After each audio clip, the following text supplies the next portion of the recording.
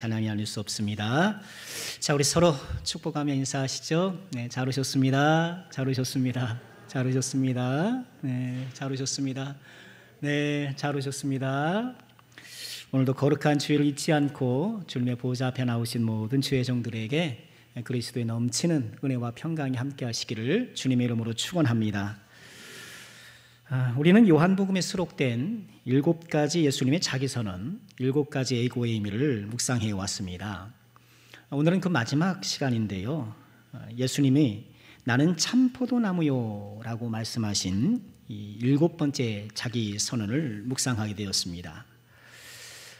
여러분 잠시 우리 지난 6가지 애고의 의미를 좀 묵상해 볼까요? 많이 복습해 볼까요? 첫 번째는 뭐였죠? 나는 생명의 떡이다. 또 나는 세상의 빛이다. 나는 양의 문이다. 나는 선한 목자다. 나는 부활이요 생명이다. 나는 길이요 진리요 생명이다. 이런 예수님의 자기선언. 예수님의 자기선언은요, 출애굽기 3장에 하나님이 모세를 처음 만나셨던 장면과 연관되어 있습니다. 하나님이 그 떨기나무 불꽃 가운데 모세에게 나타나셔서 애굽으로 가라고 하시죠. 여러 설득의 중간 과정이 있었습니다만, 그런데 모세가 하나님께 이렇게 물어요. 아니 하나님, 제가 애굽에 가서 너희 조상의 하나님이 너를 보냈다고 했는데, 저를 보냈다고 말할 때 그러면 그 신의 이름이 무엇이냐 이렇게 묻는다면 제가 뭐라고 답해야 합니까? 하나님의 이름이 뭐라고 저는 말해야 합니까? 그러자 하나님께서 14절에 이렇게 말씀을 하셨죠. 하나님 모세에게 이르시되 나는 스스로 있는 자니라. 나는 스스로 있는 자니라. I am who I am. 헬라어로 에고 에이미 호온이란 말인데요. 이 에고 에이미, 예수님, 하나님께서 이렇게 자기 자신을 나는 뭐뭐이다 라고 이렇게 소개하셨는데, 이것을 신적 자기계시 이렇게 표현합니다. 예수님께서 이 아버지 하나님의 어법을 사용하셔서 역시 신적 자기계시를 하시는 거예요. 7가지 에고의 의미는 완전수 7을 사용하셔서 7가지 자기선언을 통해 예수님이 하나님의 아들이요 완전하신 하나님이다 라고 신적 계시 하나님을 선포하시는 것이죠. 자, 7번째 예수님의 자기선언, 이 신적 자기계시를 통해서 우리가 묵상하고 얻어야 될 교훈은 무엇일까요? 이 예수님의 7번째 이 자기선언의 주제는 한마디로 열매 맺는 제자가 되라는 것입니다. 열매 맺는 제자가 되라. 자, 오늘 말씀에서 예수님께서는 포도나무를 비유어로 사용하셨는데요. 이것은 예수님만 그러신 것이 아닙니다. 오래전부터 구약의 선지자들도 종종 포도나무를 비유어로 사용했었는데요. 선지자들은 이스라엘을 포도나무 또는 포도원에 비유하여서 하나님께서 원하시는 풍성한 열매를 맺어야 한다, 그렇게 촉구하곤 했습니다. 대표적인 것이 이사야 5장 일명 포도원의 노래라는 말씀인데요. 2절에 보면 이렇게 말씀을 하셔요. 땅을 파서 돌을 제하고, 이 포도원에 땅을 파서 돌을 제하고 열심히 땅을 일구어서 돌도 제하고 이렇게 고르겠다는 것이죠. 극상품 포도나무를 심었다. 그 중에 망대를 세웠고 그 안에 술틀을 팠다 하면서 포도원을 잘 정비했다는 것이죠. 그런 후에 좋은 포도 맺기를 바랬더니 들포도를 맺고 말았다. 이 주님께서 그렇게 말씀하신 거예요. 선지자들은 이스라엘을 포도나무에 또는 포도나무들이 모여 있는 포도원에 이렇게 빗대어서 비유적으로 말씀을 전했어요. 그런데 선지자들이 전했던 이 포도나무 비유는 대부분 열매 맺기에 실패한 것을 질책하는 내용들이에요. 방금 보았던 이사야 말씀도 그렇고, 너희들은 포도나무인데 내가 애굽에 있던 너희들을 이 가나안에 이식했는데 너희들 내가 원하는 열매를 맺지 못했다. 이런 질책의 내용이 대부분인 거예요. 그렇기 때문에 예수님은 오늘 자신을 포도나무이긴 포도나무인데 어떤 포도나무요? 참 포도나무다. 이렇게 말씀을 하고 계시는 거예요. 지금까지 열매 맺기에 실패했던 그 포도나무 이스라엘과는 달리 열매 맺기에 성공할 참 포도나무 예수님 자신이다. 그렇게 말씀을 하시고, 이 참 포도나무에 가지로서 붙어 있어야 우리가 비로소 열매를 맺을 수 있다. 이렇게 말씀하고 계시는 겁니다. 저는 이 예수님의 7번째 자기선언이 7번째 나왔다는 것 자체에 특별한 의미가 있다고 봅니다. 지금까지 우리가 쭉 살펴보았던 예수님의 자기선언들, 생명의 떡을 비롯하여서 이런 자기선언을 내가 줄줄이 외우고 있다고 해서 열매가 맺어지는 게 아니죠. 그걸 내가 이해하고 잘 파악했다고 해서 되는 것이 아니죠. 예수님의 자기선언에 따라 예수님을 받아들이고 또 예수님을 따르고 또 오늘 말씀처럼 예수님께 잘 붙어 있어야 그 모든 예수님의 자기선언이 비로소 우리에게 효험 있게 되고 소용이 있게 되는 것인 것이죠. 그렇기 때문에 오늘 이 참 포도나무라는 예수님의 마지막 자기선언은 지금까지 쭉 해오셨던 자기선언의 최종 결론, 이렇게 말해도 무방할 것입니다. 그렇습니다. 저와 여러분은 참 포도나무이신 예수님의 가지된 제자들로서 풍성한 열매 맺기를 소원하고요. 또 지금까지 예수님의 자기선언이 헛되지 않도록 우리 인격과 삶 가운데에 풍성한 믿음의 열매를 맺게 되기를 주님의 이름으로 축원합니다. 그러면 우리는 어떻게 이런 열매 맺는 제자가 될 수 있을까? 한 3가지로 함께 묵상해 보고 싶습니다. 첫 번째는요, 스스로 열매를 맺을 수 없다는 것을 우리는 잘 알고 있어야 합니다. 열매 맺는 제자의 첫 번째 요건은 가지에 잘 붙어 있는 거예요. 칼빈 목사님은 오늘 말씀을 강의하면서 5절 말씀이 이 말씀의 핵심이다, 이렇게 말씀한 적이 있습니다. 우리 5절 말씀 볼까요? 함께 읽어보겠습니다. 나는 포도나무요 너희는 가지라. 그가 내 안에 내가 그 안에 거하면 사람이 열매를 많이 맺나니 나를 떠나서는 너희가 아무것도 할 수 없음이라. 나를 떠나서는 너희가 아무것도 할 수 없음이라. 이거 뭐 예수님 안 믿어도 좀 밥 잘 먹고 직장 잘 다니고 돈 잘 벌고 뭐 부끄러움없이 사는데요. 여러분, 예수님께서 이렇게 말씀하신 것은 아무것도 할 수 없다라는 이 말씀의 뜻은 예수님을 떠나서는 사실상 모든 삶이 무의미하다는 거예요. 예수님을 떠난 삶은 의미가 없어요. 우리 삶은 의미가 있어야 되잖아요. 사람이 동물과 다른 점은 동물은 그저 생존을 위해서 살아가요. 그러나 사람은 의미를 위해서 살아가기 때문에 이 동물과 구별되는 것이죠. 내가 돈 잘 번다고 잘 사는 게 아니에요. 내가 잘 입고 잘 먹고 그렇게 부족함이 없다고 잘 사는 것이 아니고 의미 있는 삶을 살아야 잘 사는 거예요. 그럼 내 인생에 의미 있는 인생이 된다는 것, 여러분 어떻게 가능할까요? 다른 사람들 보기에는 멋져 보이고 또 위대해 보이기까지 하려는지 모르지만 예수님 안에 있지 아니하면 아무 의미가 없는 거다. 주님이 이렇게 말씀을 해요.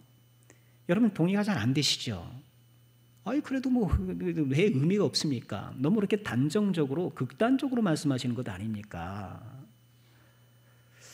여러분 그렇게 반문하고 왠지 모르게 마음에 불쾌함이 있을런지 모르겠습니다만 그러나 이것은 진리예요. 주님과 함께하지 않으면, 주님 안에 있지 않으면 우리 삶 자체가 nothing이에요. nothing. 아무것도 아닌 게 되는 거예요. 제가 열심히 살았는데요, 그래도 내가 좀 자식 키우면서 그래도 내가 이렇게 열심히 읽어왔는데요, 죄송합니다, nothing이에요. 내가 좀 선행을 좀 했다고, 내가 좀 성실하다고, 내 삶에 하나님 앞에 의미가 있다고 한다면 예수님 뭐하러 세상에 오세요?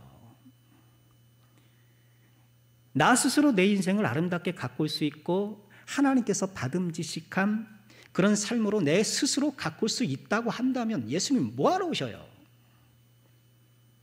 뭐하러 피 흘리고 우리 때문에 찬양했는데 그럴 이유가 없는 거예요. 우리의 능력으로 안 되기 때문에 우리의 선행과 우리가 스스로 내 삶을 갖고 나가는 그런 인간적 노력들로는 하나님께 받아들일 수가 없기 때문에 예수님이 오신 거예요. 오염된 수도관에서 나오는 물은 다 오염될 수밖에 없어요. 그런 것처럼 내가 좋은 뜻에서 내가 선을 행하려고 하겠지요. 그죠?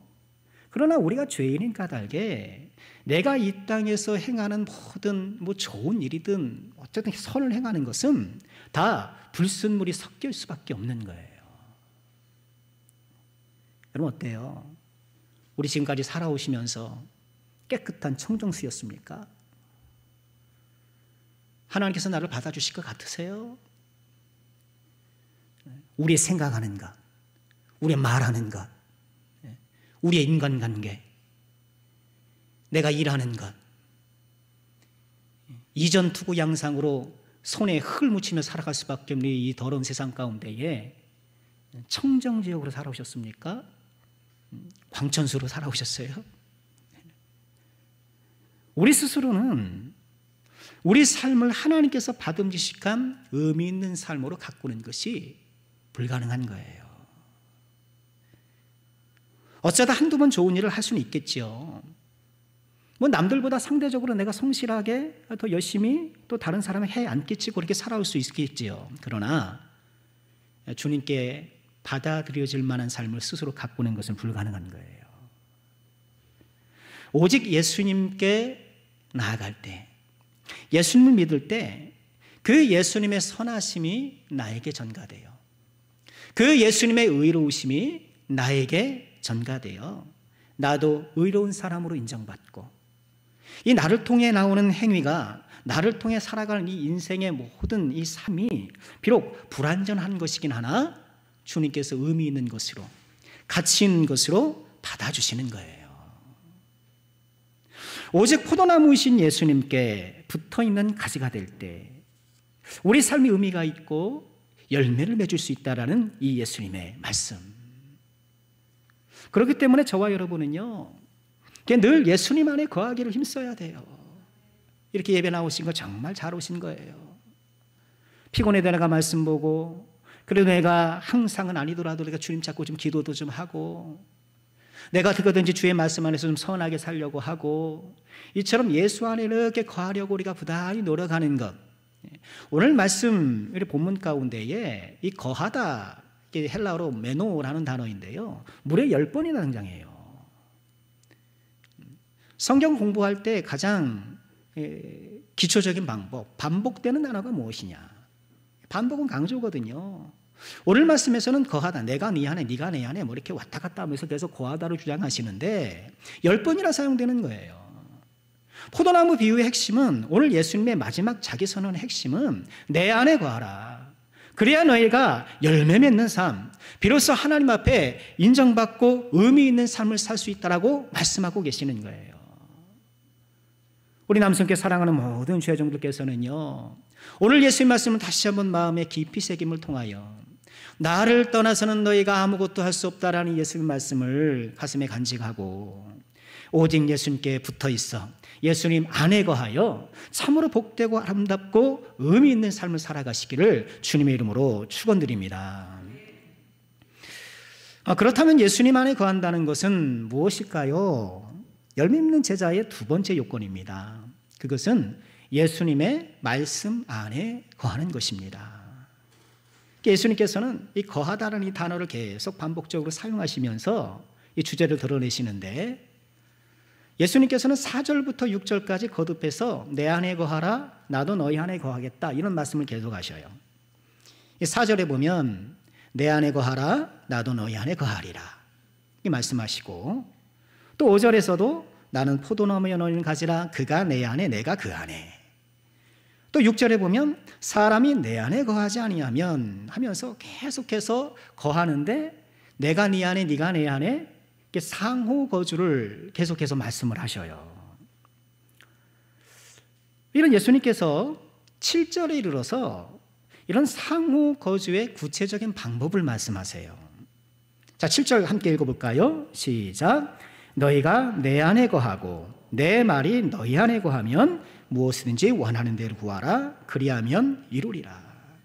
우리가 기도할 때에 사랑하는 말씀 아닙니까? 기도할 때 꼭 붙잡고 하는 말씀이 이 말씀인데, 자, 모든 것이 이루어지리라 하기 전에 어떤 말씀이에요? 너희가 내 안에 거하고 내 말이 너희 안에 거하고. 지금까지 4절, 5절, 6절에 걸쳐서 네가 내 안에 내가 네 안에 이렇게 상호 거주를 말씀하시는데, 이 상호 거주의 매개가 뭐라는 거예요? 말씀이라는 거예요. 우리가 어떻게 예수님 안에 거할 수 있을까? 예수님 말씀 안에 거할 때, 말씀 안에 살아갈 때 예수 안에 거하는 거라고 우리 예수님 말씀하고 계시는 거예요.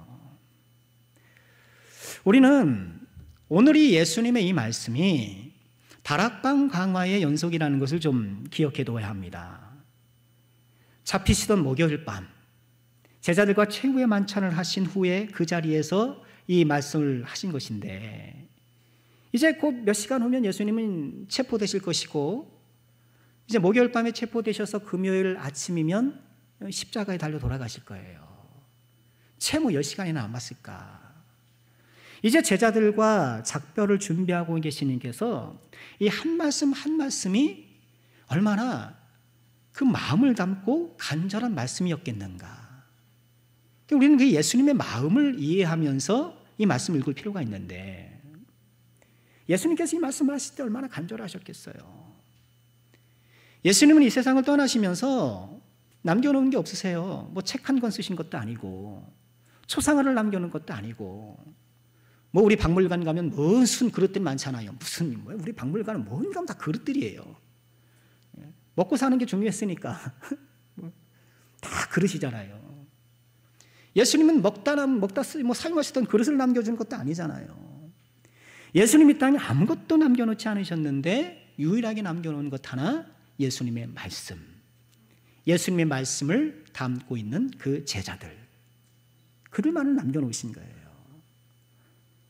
지금 제자들과 작별을 앞두고 있는 예수님께서 간절하게 당부하시는 건 내 말씀 안에 거하라는 거예요. 예수님 말씀 안에 거하라. 우리가 어떻게 살아갈 것인가? 우리 예수님은 다시 한번 말씀 안에 살아갈 것을 요청하시는데요. 자, 예수님 안에 살아가는 것은 말씀 안에 살아가는 것인데, 그러면 말씀 안에 살아간다는 것은 보다도 구체적으로 무엇일까? 오늘 말씀은요, 우리가 예수님 말씀 안에 거할 때 일어나는 어떤 일을 우리에게 소개해 줘요. 2절 말씀 보실까요? 물은 4개에 붙어 있어 열매를 맺지 아니하는 가지는 아버지께서 그것을 제거해 버리시고, 물은 열매를 맺는 가지는 더 열매를 맺게 하려 하여 그것을 깨끗하게 하시느니라. 자, 포도나무를 시작하시면서, 비유를 시작하시면서 예수님은 자신을 포도나무에, 아버지 하나님은 그 포도나무를 일구시는 농부에, 그리고 제자된 우리는 무엇에? 가지에 이렇게 비유를 하셨잖아요. 농부 되신 하나님께서 하시는 작업이 있어요. 뭐래요? 열매 맺지 않는 가지는 제거해버리고, 열매 맺는 가지는 더 열매를 맺게 하려고 깨끗하게 한다. 근데 제거한다, 깨끗하게 한다, 이게 좀 우리말로는 좀 다르게 번역이 되었습니다만 서로 유사한 단어예요. 이게 둘 다 잘라낸다는 뜻이에요. 그러니까 제거한다는 것은 열매 맺지 않는 그런 나무는 아주 그냥 그 가지는 아주 그냥 잘라서 버리는 것이고요. 깨끗게 한다는 것은 열매를 맺고 있는 가지가 더 열매를 잘 맺도록 가지치게 해주는 거라는 거예요. 그리고 우리 전지 또는 전정, 그렇게 얘기를 하잖아요. 이 과실수는 가지치기를 잘 해줘야 된다잖아요. 과실뿐만 아니라 나무는 가지치기를 잘 해줘야 된다는데, 열매가 없는 가지는 계속 나무의 영양분만 허비할 것 아닙니까? 그러니 빨리 잘라주는 게 좋은 거예요. 열매를 잘 맺는 나무는 열매를 잘 맺도록 더 이렇게 다듬어주고 가꾸어주는 이런 가지치기가 필요하다는 거예요. 농부이신 하나님께서 포도나무이신 예수님, 그 가지가 된 우리를 이렇게 살피시는데, 우리의 가지의 열매 여부를 보고 가지치기를 하신다는 거예요. 근데 하나님께서 이처럼 가지치기를 하시는 전정 작업 도구가 뭘까요? 우리 3절 말씀입니다. 같이 한번 읽어보겠습니다. 시작. 너희는 내가 일러준 말로 이미 깨끗하여졌으니. 예수님께서 하시는 말씀, 즉 예수님의 말씀으로 이미 너희들은 잘 다듬어졌다, 가꾸어졌다, 가지치기를 했다라고 말씀을 하고 계시는 거예요. 즉 하나님께서는요, 예수님의 이 말씀 안에 거할 때 그 말씀을 전정가위 삼으사 우리를 다듬어 가고 계신다는 거예요. 그러니까 주의 말씀이 우리를 계속 다듬고 가꾸어서 깨끗하게 나가는 이 전정 작업이 우리 가운데 있어야 하는 거예요. 이 나무 가지치기 할 때 원칙 같은 게 있대요. 그건 과감하게 해야 된다는 거예요. 뭐 과실수는 아닙니다만 저희 아파트 단지에 한 1년 좀 넘었나? 주차장 주변에 있는 나무들을 가지치기를 하더라고요. 왜 여러분 우리도 도로 가로수가 이게 전선에 막 이렇게 엉킬까봐 이게 가지치기 하는 걸 종종 보잖아요. 아니 가지치기를 했는데 뭐 몸통 줄기만 남겨놓고 다 잘라버린 거예요.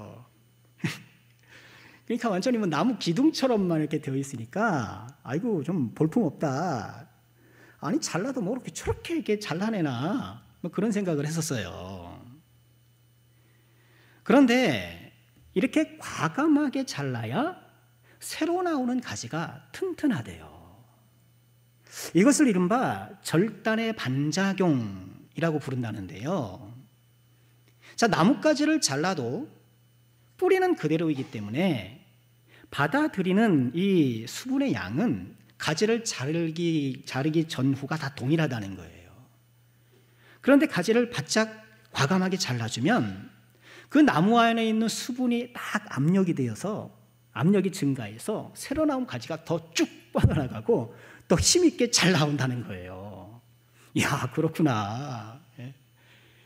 나무를 자라줄 때는, 가지치기를 할 때는 과감하게 딱 잘라야 된다는 거예요. 여러분, 우리의 믿음의 세계에서도 동일한 것이 아닐까요? 말씀의 전정가지가 우리를 잘라낼 때 과감하게 잘라내야 돼요. 우리 숨겨진 죄, 잘못된 습관, 이 잘라내야 할 것들을 과감하게 한꺼번에 도려내야 되는데 왜 우리 삶에 풍성한 열매가 부족할까? 예수를 믿으면서도 왜 나는 이렇게 메마른 심령으로 살아가고 뭔가 내 삶에 하나님께 삼게 하시는 그런 증거들이 희박한가? 그것은 어쩌면 말씀에 의한 전정 작업이 과감하지 못하기 때문일 가능성이 커요.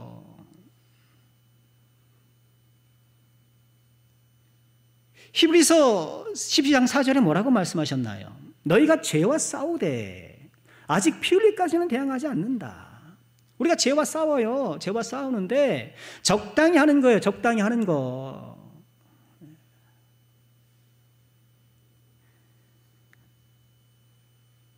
데살로니가서 5장 22절에는 악은 그 어떤 모양이라도 버려라. 주님께서는 우리 삶에 잘라내야 될 묵은 가지, 불필요한 가지들을 좀 과감하게 잘라내라고 하는데 우리가 거기 자꾸 두려워하는 거예요. 요거 잘라내면 내가 좀 즐거움이 사라질까 봐.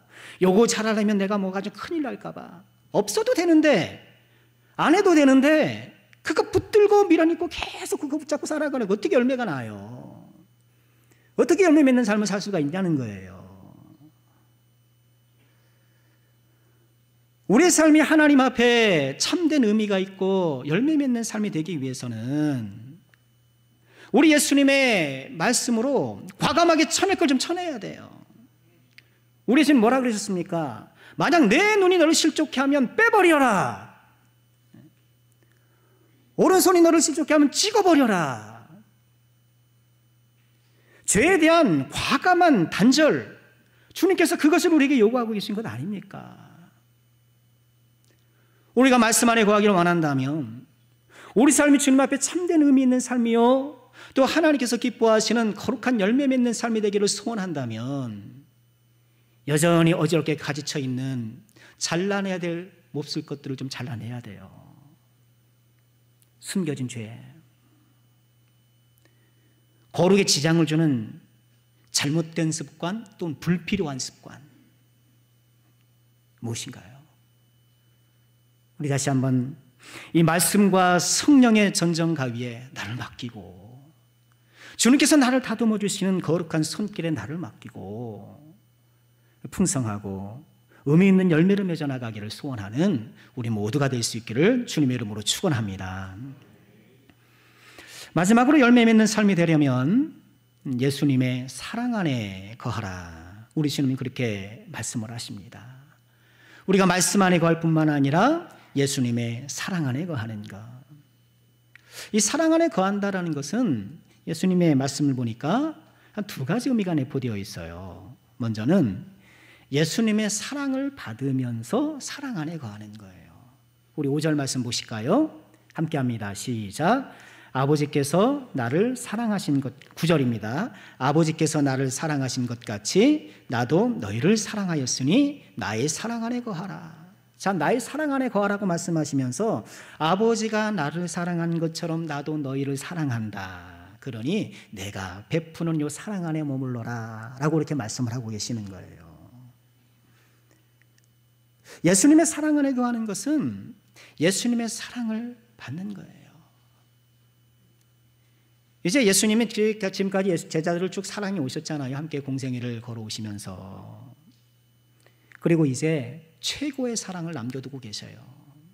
이 목요일 밤 체포되시고 날이 밝으면 십자가에 달려 돌아가시고 이 최고의 사랑을 남겨놓으시고 나의 사랑 안에 너희들은 거했으면 좋겠다 이렇게 말씀을 하고 계시는 거예요.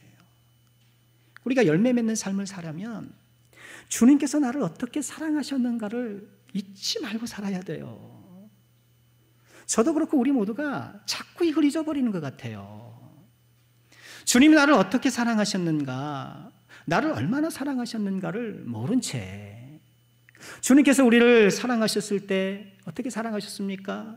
자기의 목숨까지 내어주시는 만큼 우리를 사랑하셨는데, 여러분 이것을 우리가 너무 교리적으로만 아는 것이 아닐까요? 유초등부 때부터 우리가 배워온 거라 그저 딱딱한 문구로만 나에게 머릿속에 남아있는 것이 아니겠는가. 여러분 세상엔 누가 나를 위해서 그렇게 목숨까지 내어주시면서 사랑할 수 있답니까? 여러분 나의 가족이라도 한 상을 먹고 한 이불을 덮고 사는 이 가족이라도 정말 나를 위해서 죽어줄 수 있을까요? 그게 가능할까요? 쉽지 않을 것입니다. 그러나 우리 주님께서 저와 여러분을 위해서 죽기까지 사랑해 주신 것, 우리는 이 사랑을 가슴에 품고 이 사랑의 힘을 얻어 살아가는 사람, 우리가 이 세상에 여러 고난을 만나고 내 뜻대로 일이 안 될 때에 이런 시련을 이겨낼 수 있는 힘이 어디에서 나오는가? 그렇지, 주님이 나를 사랑하시지. 그렇지, 내가 이렇게 어렵고 힘들지만 주님께서 나를 사랑하사 주님의 선한 길로 인도해 주시겠지. 주님의 사랑을 믿는가? 요한일서 3장 1절에 이렇게 말씀을 하셨어요. 보라, 아버지께서 어떠한 사랑을 우리에게 베푸셨는가. 이걸 기억하라는 거예요. 주께서 어떤 사랑으로 나를 사랑하셨는가. 그 사랑을 생각하면 내가 좀 나쁜 생각이 들더라도 그러면 안 되지. 내가 좀 엇나간 일에 유혹을 당하더라도 그러면 안 되지.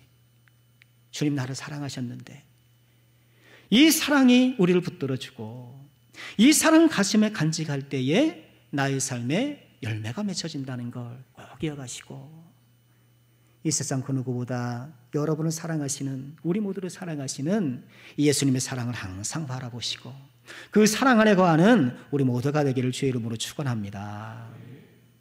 또 예수님의 사랑 안에 거한다는 것은요, 예수님의 사랑을 마음에 간직할 뿐만 아니라 예수님의 사랑을 실천하는 것이죠. 자, 이어지는 10절 말씀 보실까요? 함께 합니다. 시작. 내가 아버지의 계명을 지켜 그의 사랑 안에 거하는 것 같이 너희도 내 계명을 지키면 내 사랑 안에 거하리라. 예수님의 사랑 안에 거하는 첫 번째 방법은 하나님이 예수님 사랑한 것처럼 예수님이 제자를 사랑하고 그 사랑을 딱 간직하는 것. 그렇게 간직하고 모아만 두는 것이 아니라 예수님이 아버지의 계명을 지켜서 사랑 안에 거하는 것처럼 우리도 계명을 지켜서 사랑 안에 거하는 것, 이 사랑 실천이라고 말씀하고 계시는 거예요. 그 계명의 정체가 뭘까요? 12절에 보면 그 계명이 무엇인지 다시 한번 말씀하시죠. 12절 볼까요? 시작. 내 계명은 곧 내가 너희를 사랑한 것 같이 너희도 서로 사랑하라는 이것이니라. 우리가 지난 시간에도 길이요 진리요 생명이신 예수님을 묵상하면서 이 길이신 예수님을, 이 길을 가는, 예수님이라는 길을 가는 방법이 뭔가? 뭐였나요? 진리를 딛고 가는 거라고 같이 적용을 했어요.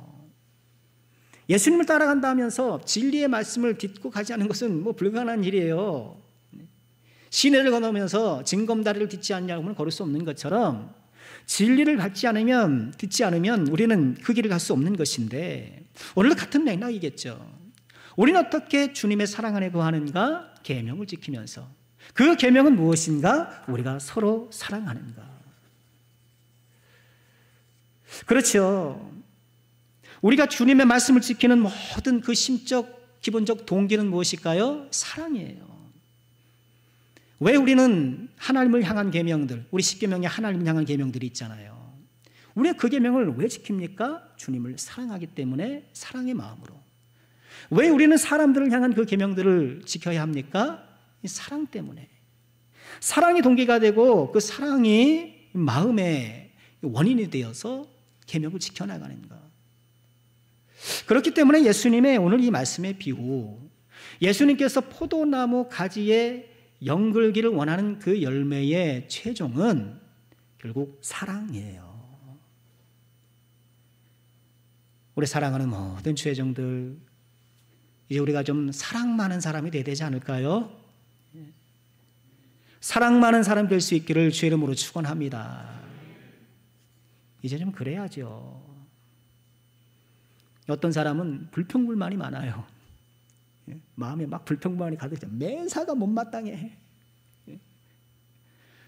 어떤 사람은 걱정 근심이 많아요. 일어나지도 않는 일을 막 끌어다가 걱정하잖아요. 막 상상해서 걱정하잖아요. 아직 일어나지 않았는데. 어떤 사람은 마음에 화가 많아요. 화가 많아요. 가슴에 응어리를 안고 살아요. 폭발할 것 같아요. 어떤 사람은 상처가 많아요. 얼굴에 사연이 흐르고 어딘가 모르게 마음에 그늘이 드리워져 있는 사람들이 있어요. 주 안에서 이런 것들이 잘라지기를 주의 이름으로 축원합니다. 좀 이런 것들 우리가 해방돼야 돼요. 성령 안에서, 은혜 속에서 좀 이런 것들이 해소돼야 돼요. 주님 앞에 깊이 들어가시길 바랍니다. 여러분, 이런 모든 우리의 심적인 것들은 우리가 세심하게 다가가는 것도 필요해요. 그렇기 때문에 기독교 심리학도 필요하고 이런 것 저런 것도 우리가 하나님께 주신 일반 은총으로 동원해야 되는 것이 필요해요. 그러니 여러분, 마음이 불안하고 우울하실 때는 또 병원도 찾아가시고, 내가 몸이 약할 때는 가서 약도 먹는 것처럼 또 상담도 하시고 이런 것도 하시는 것도 중요해요. 그러나 때때로 우리는요, 이런 하나님의 일반 은총적인 은혜도 우리가 사용해야 되겠지만 주님 앞에 깊이 들어가는 게 필요해요. 주님 앞에 깊이 들어가는 거. 그저 강가에, 바닷가에 찰랑이나 파도 보면서 거기에 발 이렇게 집어넣고 막 이렇게 보고 아유 바다 좋네, 뭐 그게 아니고요. 스쿠버 다이처럼 푹 들어가서 깊은 곳에 들어가서 전복도 캐고 문어도 잡고 깊은 바다를 다 만끽하면은요, 여러분, 그 안에서 우리가 치유가 일어나고, 그 안에서 우리의 상처가 무너지고, 그 안에서 응어리들이 해소되어지고, 그 안에 우리가 정말 거칠었던, 삐죽삐죽했던 우리의 심성들이 거기서 다져지는 거예요.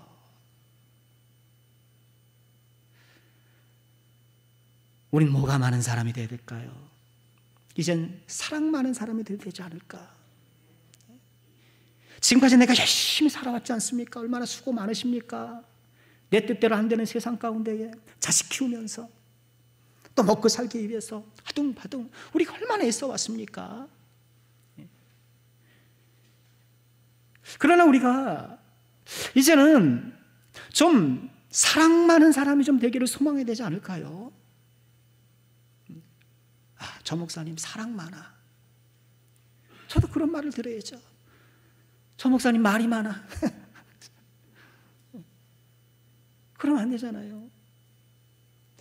저 장로님 참 사랑이 많으신 장로님이셔. 저 권사님 정말 사랑이 많으셔.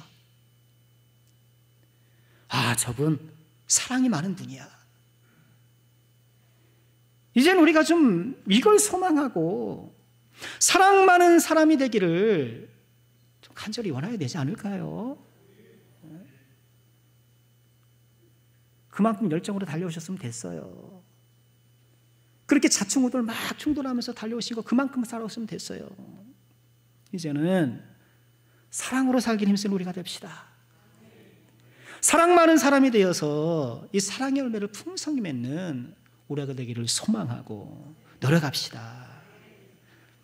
예수님의 사랑을 가슴에 간직하고 예수님의 사랑을 실천해서 이 사랑의 풍성한 열매를 주님께 드려 이 포도나무를 이롭게 하고 농부신 하나님을 흡족해 하는 저 여러분이 꼭 되어야 되겠습니다.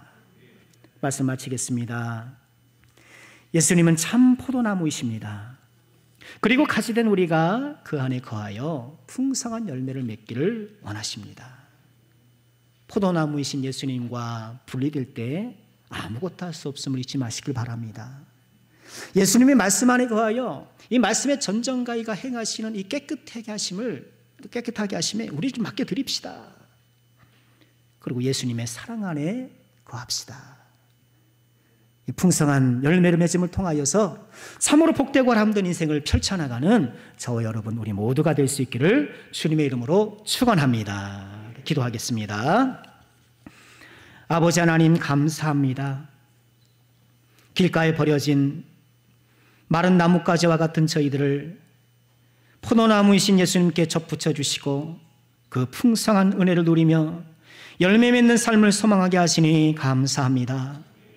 나를 떠나서는 너희가 아무것도 할 수 없다는 말씀을 꼭 기억하고 늘 주 안에 거하게 하여 주옵소서. 주 안에 거하되 말씀 안에 거하여 우리를 깨끗하게 다듬어 가시는 은총 속에 살게 하여 주옵소서. 주여 사랑 안에 거하기를 원하나이다. 주님의 사랑을 가슴에 품고 그 사랑을 에너지 삼아 살게 하시고 주의 사랑을 실천하여 사랑의 열매를 풍성히 맺는 복된 인생이 되게 하여 주시옵소서. 참 포도나무이신 예수님의 이름으로 기도하옵나이다. 아멘.